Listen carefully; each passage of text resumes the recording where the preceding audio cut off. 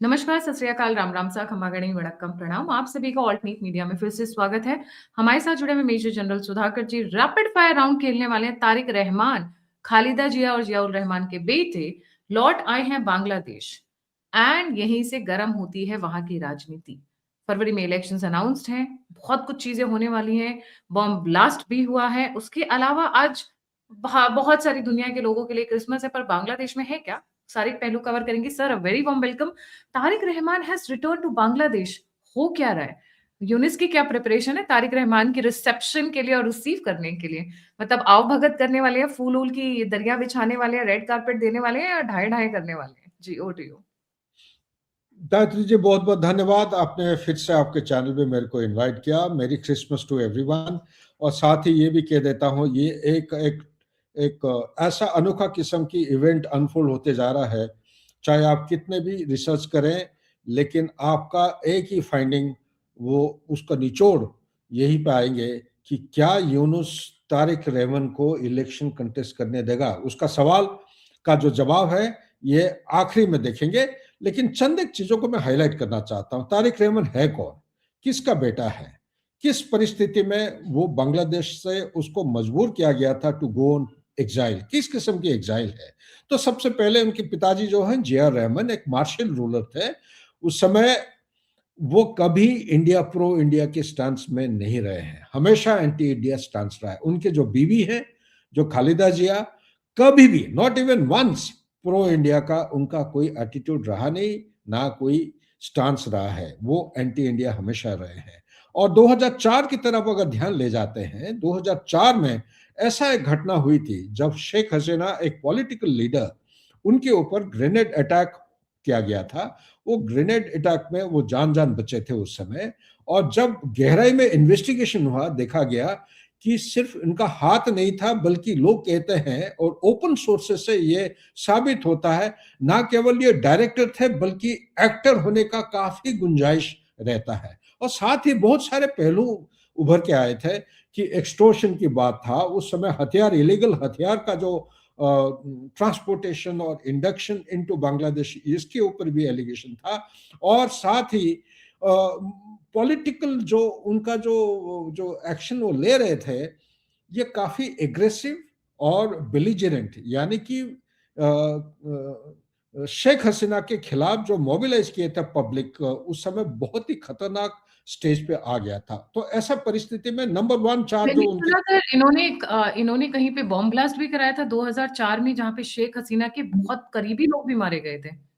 Correct. ये जो bomb blast की बात मैं कह रहा हूँ, ये बिल्कुल सही कह रहे हैं हम गायत्री जी। बॉम्ब ब्लास्ट में खूब सारे लोग मारे गए थे। ये भी ढाका के आसपास कोई जगह में हुआ था। और ये भी एक कारण है जो उनके केस, जो उनके खिलाफ एग्जाइल क्यों गए थे, उसमें जोड़ा जाता है। तो इसके बाद जो हुआ था 2007, हाँ सॉरी, यहीं पे मैं खत्म करना चाहता हूँ इस ये पहलू को।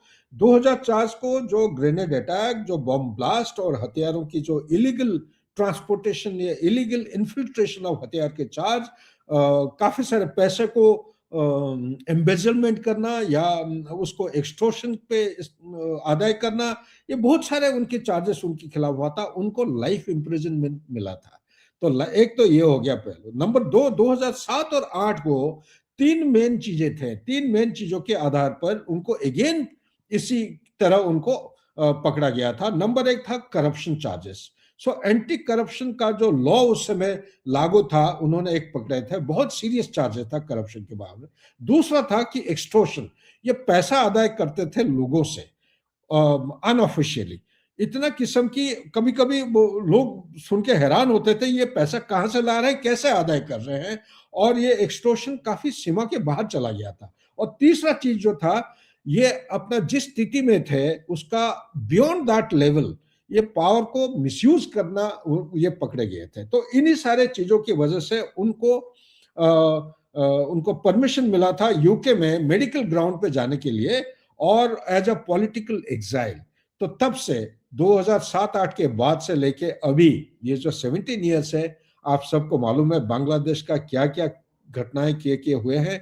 और अभी तारिक रहमान वापस आए हैं बांग्लादेश में। सवाल ये उठता है, क्या यूनुस उनको अलाउ करेगा कैंपेनिंग के लिए? क्या यूनुस अगर वो जीत जाते हैं बीएनपी, बीएनपी जीतेगी कि नहीं, ये भी एक बहुत बड़ा सवाल है कि जिस तरह जमायती का फैलाव और नेशनल सिटीजन पार्टी जो है, जिस तरफ धीरे धीरे ग्राउंड शो गेन करते जा रहे हैं, क्या बीएनपी जीत पाएगी? तो इन सारे सवालों को देखते हैं एक एक करके। सबसे पहला चीज है तारिक रहमान का स्टेइंग पावर।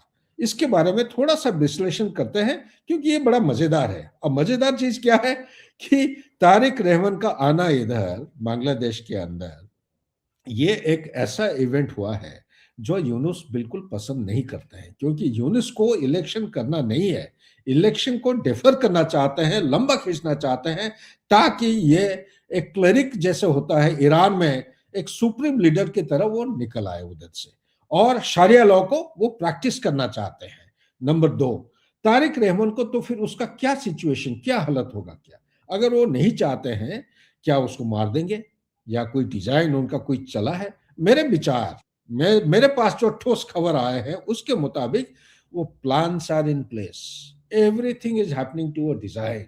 जिस तरफ हादी की मर्डर हुआ था, जिसमें यूनिस का हाथ अभी खुलेआम साबित हो गया है, सारे इंटरनेशनल नेशनल न्यूज़पेपर में छा रखा है पूरा छवि, इसी तरह तारिक को भी मर्डर करने का प्लान अभी ऑलरेडी इन प्लेस। ये कोई हम सेंसेशनल खबर नहीं दे रहे हैं, लेकिन मेरे पास जो सबूत के मुताबिक मैं यकीन के साथ कहता हूं कि बड़ा खतरनाक डिजाइन अभी इन प्लेस है। और मेरे अंदाज और असेसमेंट के मुताबिक मैं ये कहूंगा कि ये जो आने वाले समय 2 महीने का टाइम है या 45 दिन का टाइम, कैंपेनिंग सीजन, ये हो पाएगा नहीं हो पाएगा, ये टाइम विल टेल अस। तीसरा चीज यहीं पे मैं हाईलाइट करना चाहता हूं, तो कौन है यूनुस, क्या डायरेक्टली वो इन्वॉल्व होगा इसमें या और कोई पार्टी है उसके अंदर? यूनिस के पास आज के दिन में किलिंग स्क्वाड्स है, किलिंग स्क्वाड मोटरसाइकिल को ऊपर ट्रेनिंग ले रहे हैं। कौन ट्रेनिंग दे रहा है, ये भी बड़ा इंटरेस्टिंग है। क्या लश्कर तैयबा ट्रेनिंग ये दे रहा है, या जैश मोहम्मद दे रहा है, या रोहिंग्या जो ब्रदरहुड दे रहे हैं, या आईएसआई कोई स्पेशल टोली ला के उनको ट्रेनिंग दिया जा रहा है? कौन दे रहा है, इसके ऊपर हम धीरे धीरे विस्तार में बताते रहेंगे। लेकिन है कोई एलिमेंट यूनिस के नीचे जो ट्रेनिंग दे रहा है और इसका मर्डर करने का, और जैसे ब्रॉड डे लाइट में हादी का हुआ था पब्लिक स्क्वायर में कैंपेनिंग के टाइम में, इसी तरह कुछ होने जा रहा है। तो उनको बचना है। अगर बचना है, बचने के बाद क्या क्या बांग्लादेश में स्टेइंग पावर रहेगा? अगर नहीं रहेगा तो फिर कहाँ जाएंगे? यूनुस का ये ऑलरेडी प्लान बना हुआ है, किसी भी तरह उसको एलिमिनेट करे या उसको जोर जबरदस्ती बांग्लादेश से हटाए, ताकि ये इलेक्शन ना हो पाए। और इसी के साथ ये भी हमें थोड़ा सा आलोचना करना निहायत आवश्यक है कि जमायती और एनसीपी का क्या हो रहा है। जमायती और एनसीपी आज के दिन में इनकी फैलाव बढ़ती जा रही है। ये कहना गलत होगा कि जमायती की इन्फिल्ट्रेशन बीएनपी, हालांकि ये आई टू आई नहीं देखते हैं, they don't see I to आई, उनका कोई आर्च राइवलरी काफी दिनों से है, लेकिन उनका कॉमन एनिमी है अवामी लीग। अवामी लीग का कल ही यूएसए से खूब सारे समाचार आए हैं कि बांग्लादेश को ठोस उन्होंने वार्निंग दिया है कि आप इलेक्शन को इंक्लूसिव बनाइए, आप टोटल बैन जो कर रखे हैं अवामी लीग को, ये मंजूर नहीं है, उनको छुड़ावा होना चाहिए। तो क्या ये संकेत उस तरफ जा रहा है? क्या ये अवामी लीग को पार्टिसिपेट करने का मौका मिलेगा? क्या ये जो शेख हसीना इंडिया में है, क्या ये वापस जाके इलेक्शन करेंगे?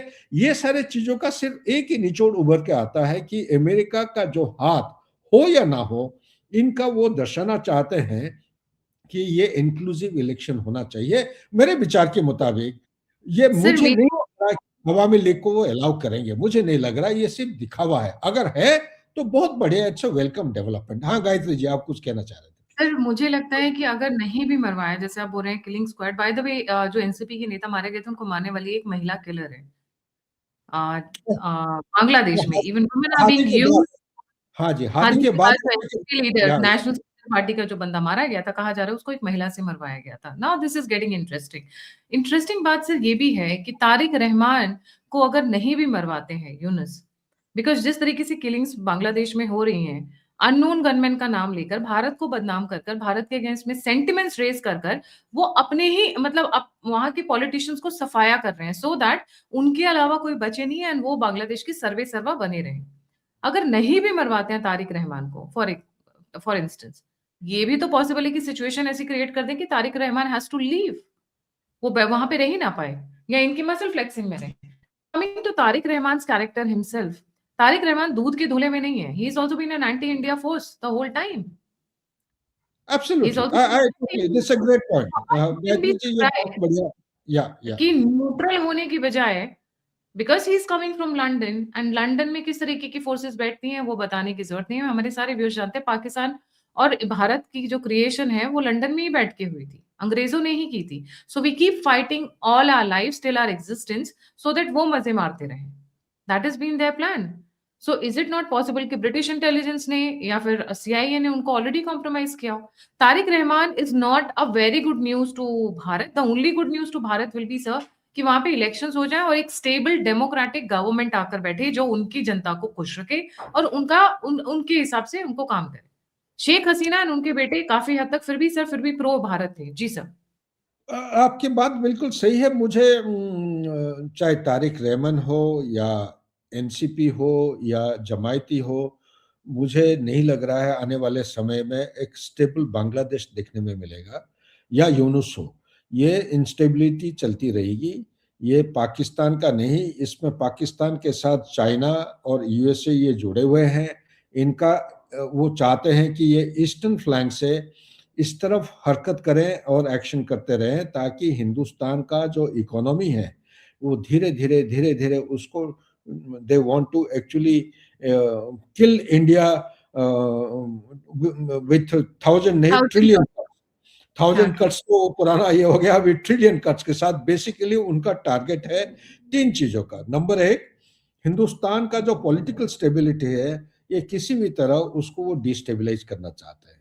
वो कैसे करेंगे उसके ऊपर टाइम वगैरह होगा, हम उसको विस्तार पे डिस्कस कर सकते हैं। नंबर दो, जो इकोनॉमी है, जिस रफ्तार से हिंदुस्तान का इकोनॉमी रैपिड प्रोग्रेस कर रहा है, 8.2 is no joke. with the backdrop of pandemic और Russo Ukraine war, supply chain का जो डिसरप्शन चल रहा है, यहाँ पे इजराइल और हमास का लड़ाई के बैकड्रॉप, हमारा ऑपरेशन सिंदूर, और अभी सुनने में मिला है कि जगह जगह काफी फ्रिक्शन बढ़ते जा रहे, जैसे कि साउथ चाइना सी में। तो ये सारे चीजों को मद्देनजर के आप अगर देखेंगे, हिंदुस्तान का एक, और टैरिफ सबसे बड़ी चीज है, डोनाल्ड ट्रंप का जो टैरिफ है 50%, इज नो जोक। 8.2% एक्सपोर्ट अब कम होने की वजह से वो ज्यादा हुआ है हिंदुस्तान का। तो ये सारे चीजों को अगर देखेंगे, सेकंड टारगेट यहाँ पे आता है। तीसरा टारगेट मैं कहता हूं फ्यूचरिस्टिक। क्या है फ्यूचरिस्टिक? हिंदुस्तान का टारगेट है 2047 तक या उससे पहले ये ग्लोबल पावर बनेगा। ग्लोबल पावर की डेफिनेशन क्या है, क्या क्या पैरामीटर्स होते हैं, कैसे ग्लोबल पावर बोलते हैं? आज के दिन में हिंदुस्तान का जो जीडीपी है 4.19 ट्रिलियन उसके आसपास तकरीबन है यूएस डॉलर, और 2047 तक हम उम्मीद कर रहे हैं कि 30 ट्रिलियन, मेरे हिसाब के मुताबिक ये उसको पार करके 35-40 ट्रिलियन बनने का संभावना है, यूएस डॉलर के बता रहे हैं। लेकिन सबसे बुनियादी चीज जो एक डिफाइन करता है ग्लोबल पावर को, वो है पर कैपिटा इनकम। आज के दिन में भारत के जो सिटीजन है, पर कैपिटा इनकम है 2800 यूएस डॉलर की करीब करीब तकरीबन। और टारगेट हम ये रख रहे हैं 2047 तक, यूएन का जो डिपार्टमेंट डील करता है, ग्लोबल पावर जो डिफाइन करता है, वो डेफिनेशन के मुताबिक 13,685 यूएस डॉलर या तकरीबन $14,000 से लेके $20,000 का पर कैपिटा आना चाहिए। हम जी उम्मीद कर सर। रहे हैं 2030 तक $4,000 हो जाएगा, और 2040 तक ये हो जाएगा करीब करीब 8 से 10,000, और 2047 तक ये 14,000 to 20,000 के बीच में आने का तो मैं संभावना है। बांग्लादेश पे वापस लेकर आना चाहूंगी आपको। या बांग्लादेश में कल रात को बॉम्ब ब्लास्ट हुआ है और एक वहां पे बांग्लादेशी भी मारा गया है। उसके साथ साथ आज दुनिया में क्रिसमस मना रहे हैं, बट मैंने कभी भी मेरी क्रिसमस नहीं कहा है, आज भी नहीं कहूंगी। मैं कहूंगी तुलसी पूजन की हार्दिक शुभकामनाएं। सो आज तुलसी पूजन है, तुलसी पूजन जरूर करिए, घर में दिया जरूर जलाइए। क्रिसमस हो रहा है तो क्रिश्चियनिज्म को आज टारगेट किया जा रहा है बांग्लादेश में। Christians are being targeted widely, they are being hit, they are being beaten। अभी 5 दिन पहले ही 2 क्रिश्चियन लेडीज को सर सड़क के ऊपर कुर्सी से, टेबल से, डंडे से, जो भी हाथ में मिला है, एक मॉब ने घेर कर मारा है। और ये ढाका के अंदर की न्यूज है और आज तक वो लोग अरेस्ट नहीं हुए हैं। Why were they beaten? Because वो एक गाउन पहने हुई थी, यहां तक कि बाजू के, मैं इसलिए बता रही हूँ, जो बोलते हैं ना कि स्किन दिखा रही थी, कपड़े अपने आप को दिखा रही थी, यहाँ तक का गाउन था, डीप नेक भी नहीं था, fully covered till bottom with full sleeves, and yet those two girls were brought down rickshaw से चलते, और उनको पीट पीट कर वहां पे अधमरा कर दिया था मॉब ने, क्योंकि वो बोल रहे थे कि हिजाब पहनो। उन्होंने हिजाब के अलावा गाउन पहना है, ऊपर से लेके नीचे तक जस्ट पिंक कलर का गाउन था। दे were beaten to that extent. उनके बाल क्यों दिख रहे थे, इस बात की प्रॉब्लम थी। सो एक्सट्रीमिज्म जा रहा है। I think the Christian nation should take a note of what is happening in Bangladesh and what is happening to Christianity, क्योंकि अगर आप देखें जेडी वांस हो गया, ट्रंप हो गया, आजकल उनको क्रिश्चियंस के लिए उनका दिल पिघल रहा है मोम की तरह। जहां जहां गोल्ड और ऑयल मिलता है, वहां वहां पे उनका क्रिश्चियंस के लिए दिल पिघल रहा है। जी सर। गायत्री जी, एक बहुत अच्छा पॉइंट, ये बड़ा दुख भरा कहानी आप बता रहे हैं। एक्चुअली इट्स वेरी अनफॉर्चुनेट कि इस किस्म का हादसा वहाँ पे हुआ है, लोगों को मारे गए हैं, क्रिश्चियंस हो, हिंदू हो, कोई भी हो, जो माइनॉरिटीज है, इस किस्म की प्रोसिक्यूशन होना, मर्डर करना ब्रॉड डे लाइट में, ये नामंजूर है 21st सेंचुरी में। और पूरा विश्व को इसके लिए थोड़ा सा झिझक के एक्शन लेना निहायत आवश्यक है। ह्यूमन राइट्स ऑर्गेनाइजेशन कहाँ पे है, एमनेस्टी इंटरनेशनल कहाँ पे है? लेकिन मैं ये कहना चाहता हूँ, अभी हमारा ये प्रोग्राम खत्म होने जा रहा है, आपकी अगर इजाजत है, चंद एक पॉइंट्स को मैं हाईलाइट करना चाहता हूँ कि हमारे सरकार को ऑलरेडी सूझबूझ के साथ ये सही कदम उठा रहे हैं। बांग्लादेश में जो हो रहा है, तो उसके लिए मेरे पास बहुत सारे मैसेजेस आते हैं कि मार देंगे, तोड़ देंगे, ये करो, घुसो बेटो। नहीं, ठंडे दिमाग के साथ हमें सोचना चाहिए। दुश्मन यही चाह रहा है कि हिंदुस्तान को ऐसा जगह पे ले आए। बांग्लादेश जैसे बोलते हैं ना, एक दलदल है, नदी नाले हैं, 18% of the land gets flooded. तो ऐसा इलाका में घुस के कहीं ऐसा ना हो कि हम अटक ना जाए। तो इसीलिए एक लॉन्ग ड्रॉन लड़ाई के लिए वो प्रोवोक करते रहेंगे, इसी तरह वो खींचना चाहते हैं। मेरा सिर्फ सलाह एक ये है कि देश बहुत अच्छा तरीके से डिफेंसिव मेजर ले रहा है। 3 पोस्ट या military station multi domain operation के लिए ऑलरेडी एस्टेब्लिश हो चुके हैं, या आपके पॉडकास्ट के चैनल के थ्रू मैंने बताया था, उसको रिपीट कर देता हूं। लक्षित बोरपुकन जो है धुबरी के पास, किशनगंज बिहार में एक मिलिट्री स्टेशन खुल गया है, चोपड़ा जो वेस्ट बंगाल तीसरा है, और चौथा मिजोरम और बांग्लादेश के बीच के बॉर्डर एरिया में एक पोस्ट की तैयारी चल रही है। ये बहुत बढ़िया लॉन्च पैड्स हैं। बांग्लादेश में चाहे कुछ भी हो, हमारे पास कैपेबिलिटी साइबर, इलेक्ट्रोमैग्नेटिक, स्पेस या स्पेशल ऑपरेशन, यहाँ से हम लॉन्च करके ये बांग्लादेश में जो नौटंकी हो रहा है, इसको हम रोकथाम करने का हमारे पास काबिलियत है। मैं सिर्फ ध्यान एक चीज 1 मिनट में खत्म करना चाहता हूं। हमारा ध्यान रहना चाहिए वही जो पहले शुरू में बताया था, जिस नलके से बाढ़ फैल रहा है टेररिज्म की, उस नलके के ऊपर ध्यान देना निहायत आवश्यक है। वो है पाकिस्तान। पाकिस्तान का chief of the army staff, Pakistan का आईएसआई, और पाकिस्तान में जो लश्कर तैयबा और जैश ए मोहम्मद का जो हेडक्वार्टर है। हालांकि मेरे खबर के मुताबिक इनका टेम्पररी या टैक्टिकल हेडक्वार्टर बांग्लादेश में शिफ्ट हो चुका है, ये दोनों का। और मुजाहिद, हमाज, हिजबुल्ला, आईसिस, अलकायदा, ये सब आ चुके हैं बांग्लादेश के अंदर। हिंदुस्तान के अंदर पेनिट्रेट करके रेडिकलाइजेशन और टेररिज्म बढ़ाना चाहते हैं, और यहां से वो हमला शुरू करना चाहते हैं। इसके लिए हमें पर्टर्ब या अनसेटल नहीं होना है। हमारा फोकस रहना चाहिए पाकिस्तान के ऊपर। चाहे वो कोई हरकत करते हैं पहलगाम 2, तो उसका जवाब सही टाइम पे सही तरीके से मिलना चाहिए। लेकिन इसका मतलब ये नहीं कि बांग्लादेश में जो कुछ हो रहे हैं हम अपना आंखें बंद कर दें। उसके लिए भी तैयार रहना, डिफेंसिव मेजर लेके तैयार रहना निहायत आवश्यक है। Thank you. Thank you so much sir for joining. Tariq Rahman की जान को खतरा है, चाहे उनको सिचुएशन इस तरीके से क्रिएट कर दी जाए, वो भाग जाए, या फिर उनको मार दिया जाए, पर उनको काम नहीं करने दिया जाएगा, ये लिख कर ले लीजिए। या फिर तीसरा जो ऑप्शन हो सकता है कि सीआईए उनको अपने फेवर में मोल्ड करने की कोशिश करे, because Yunus is not somebody who can control the country and he can be sitting on the head for a very very long time. Yunus का एक लिमिटेड टाइम पीरियड है, वैसे भी वो 80 साल के हो चुके हैं, दिमागी संतुलन बिगड़ चुका है, काम करता नहीं है उनका दिमाग अब। ठीक है, बस वो अलग बात है कि वो अभी मजे लेने की कोशिश कर रहे हैं। He is trying to assassinate और eliminate all his competitors and all his adversaries को, कि रास्ता खाली हो जाए तो मैं बैठूंगा। बट मुझे ऐसा लगता है Tariq Rahman is also not a very good news for India. हमें देखना पड़ेगा, वेट करना पड़ेगा, वेट करेंगे, देखेंगे कि वो किस करवट बैठते हैं। बिकॉज जो उनकी हिस्ट्री रही है that is not been very good with India. जो उनका परिवार की हिस्ट्री रही है वो भी भारत के फेवर में नहीं रहा है। सो ऐसा नहीं है, बोलते ना, a fruit doesn't fall very far from the tree. तो ऐसा नहीं है कि अचानक रातों रात बदल गए हैं। देखिए, खालिदा जी और शेख हसीना की एक अंडरस्टैंडिंग हो गई कि यूनुस को बाहर निकालना है so that we can have a control over the country. Democracy लेकर आएँ, जिस ग्रोथ के रास्ते पे हम चल रहे थे वैसे ही चले, पाकिस्तान जैसी हमारी हालत ना हो। उन दोनों की ये टैसिट अंडरस्टैंडिंग हो चुकी है, दोनों के बीच में कई बार बातचीत हुई है, कई बार वार्तालाप हुआ है। बट क्या तारिक रहमान उस चीज़ को एग्री करेंगे once he comes to power, या फिर वो यहाँ पर अपने पैर जमा पाएँ? वो देखने वाली बात होगी। सत्ता में आने से पहले के प्रोमिसेस ज़रूरी नहीं है सत्ता में आने के बाद निभाए जाएँ। Opportunity is what drives the political mindset in majority of the people. Class of party होते हैं, जो लोग जो प्रॉमिस करते हैं वो डिलीवर करते हैं। Thank you so much sir for joining. जाने से पहले व्यूअर्स से रिक्वेस्ट है, लाइक, सब्सक्राइब और शेयर करना ना भूलिए। बहुत थोड़ी सी दूर पे हूँ, बस इतनी सी दूर पे हूँ। 8 लाख की फैमिली होने वाली है हमारी ऑल्टरनेट मीडिया की, तो जल्दी-जल्दी सब्सक्राइब करें।